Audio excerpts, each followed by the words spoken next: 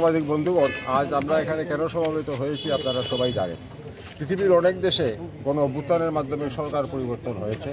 যেমন 2011 সনে টিউনিসিয়া, মিশর এবং লিবিয়ায় সরকার পরিবর্তন হয়েছে এবং অন্তত দুটি দেশে রাষ্ট্রনায়করা নিহত হয়েছে।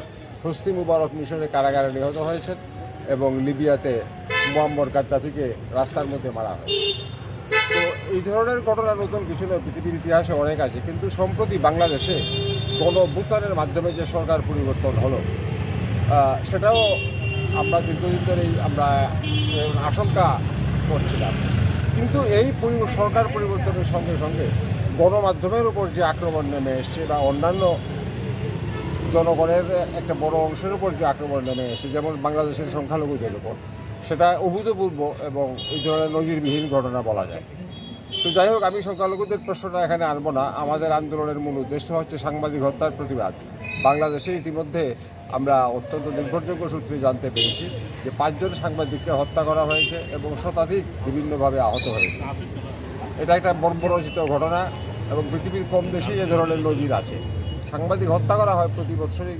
বিভিন্ন দেশে কয়েকজন সাংবাদিক নিহত হন স্বৈরাচারী সরকারের বিভিন্ন যে বিভাগ থাকে তাদের দ্বারা, যেমন পুলিশ, মিলিটারি ইত্যাদি।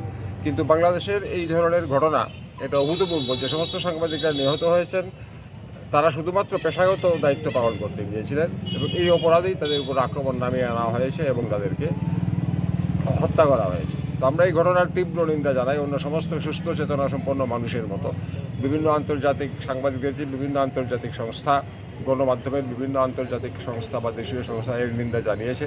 আমরা তার সঙ্গে সামিল হয়েছি এবং যদি এই ধরনের ঘটনা বন্ধ না হয় এবং যদি দোষীদের কঠোর শাস্তি দিয়ে নিহত সাংবাদিকদের পরিবারকে যথাযথ ক্ষতিপূরণ না দেওয়া হয়, তাহলে আমাদের এই আন্দোলন অব্যাহত থাকবে এবং এই আন্দোলন যাতে পৃথিবীর বিভিন্ন দেশে ছড়িয়ে দেওয়া যায় তার জন্য আমরা সচেষ্ট। আমরা ইতিমধ্যেই বিশেষ করে আগরতলা প্রেস ক্লাব অনেক আন্তর্জাতিক সংস্থার সঙ্গে সংশ্লিষ্ট আছে, তাদের ঘনিষ্ঠ যোগাযোগ আছে। সমবেতভাবে যৌথভাবে পৃথিবীর বিভিন্ন প্রান্তে এই আন্দোলন হবে। তো আমরা এর তীব্র প্রতিবাদ এবং নিন্দা জানাই। এই ধরনের বর্বরচিত ঘটনা অবিলম্বে বন্ধ হওয়া উচিত বলে আমরা মনে করি। অপরাধীদের শাস্তি হওয়া উচিত এবং নিহত সাংবাদিকদের পরিবার পরিজনদেরকে যথাযথ ক্ষতিপূরণ দেওয়া উচিত। একটার পর একটা স্বাধীনতা যুদ্ধ আমরা দেখি এবং এইবারে স্বাধীনতা যুদ্ধটা সবচেয়ে বেশি ওয়ার্স। পৃথিবীর যতগুলি বিপ্লব হয়েছে সবগুলি বিপ্লবের মধ্যে ওয়ার্স হলো সেটা এবারে বাংলাদেশের স্বাধীনতা যুদ্ধ। আর মিডিয়া, পৃথিবীতে 180টি দেশ আছে, 180টির মধ্যে বাংলাদেশের অবস্থান 165।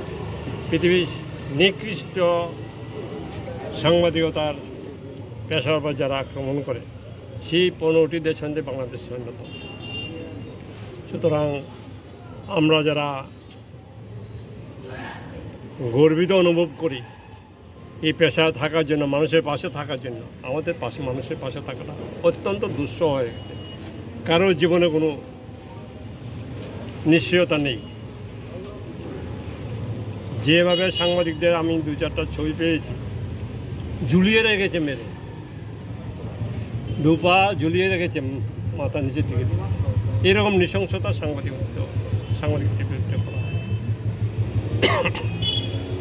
এই সমস্ত ঘটনা এখন যে বর্তমান যিনি প্রধান বাংলাদেশের মুখ্য চিফ উপদেষ্টা ডক্টর ইউনূস, উনিও কালকে দুঃখ প্রকাশ বলছেন উনি পারবেন না, উনি ছেড়ে দেবেন, এইভাবে চলতে থাকবে। কিন্তু কে কার কথা শোনে? প্রতিদিন গণ্ডগোল হচ্ছে, প্রতিদিন হুজ্জতি হচ্ছে। সবচেয়ে বেশি সংখ্যা আছে সে দেশের হিন্দুরা। এদের কোনো নিশ্চয়তা নেই। কার মার বোন কখন বাড়ি থেকে বের করে নিয়ে যাবে কোনো নিশ্চয়তা দিকে দিতে পারছে না এবং বাংলাদেশ প্রশাসনও তার নিশ্চয় দিতে পারছে না। সীমান্তগুলিতে মানুষের ভিড়, আবার একটা শরণার্থী আগমনের আশঙ্কা দেখা দিয়েছে। যদিও বাদশাহ বলেছে বা শরণার্থী পুনর্বাসন দেওয়া যাবে না, কিন্তু এই লোকগুলি রক্ষা করবে কে? না পাকিস্তানে হিন্দুদের রক্ষা করা যাচ্ছে, না বাংলাদেশ রক্ষা করছে।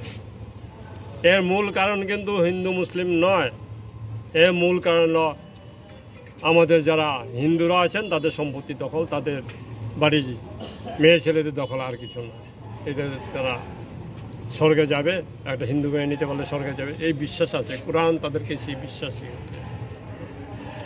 বাংলাদেশে এই যে গণ্ডগোলটা হলো, এই যে হিন্দু বিদ্বেষটা হলো, তার মূলে কিন্তু রয়েছে এরাবিয়ান কান্ট্রিগুলি এবং রয়েছে কুরআন শরীফ, যা সেখানেও হয় হিন্দুদের হত্যার জন্য, হিন্দুদের সম্পদ দখলের জন্য।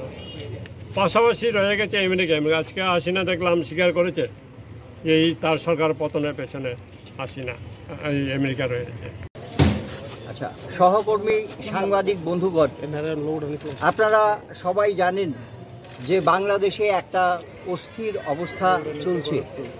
তো আমাদের যারা সাংবাদিক, তারা যুদ্ধে হোক বা যে কোনো ইনসিডেন্ট কভার করা তাদের নৈতিক দায়িত্ব।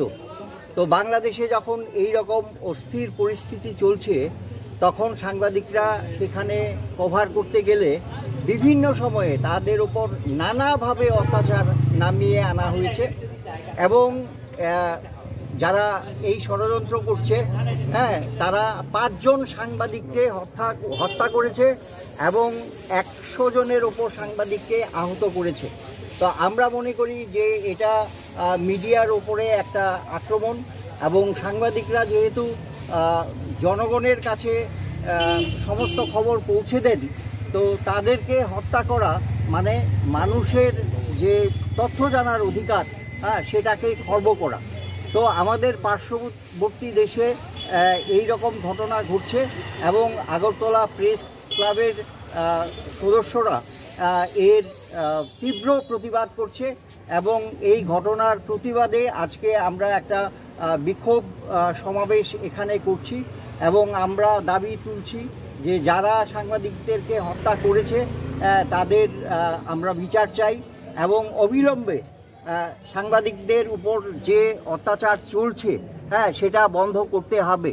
না হলে আমাদের এই আন্দোলন শুধু আমাদের দেশে নয়, মানে গোটা বিশ্বে কিন্তু সেটা ছড়িয়ে যাবে এবং ইতিমধ্যেই বিভিন্ন সাংবাদিকদের বিভিন্ন আন্তর্জাতিক সংগঠন এর নিন্দা করেছে।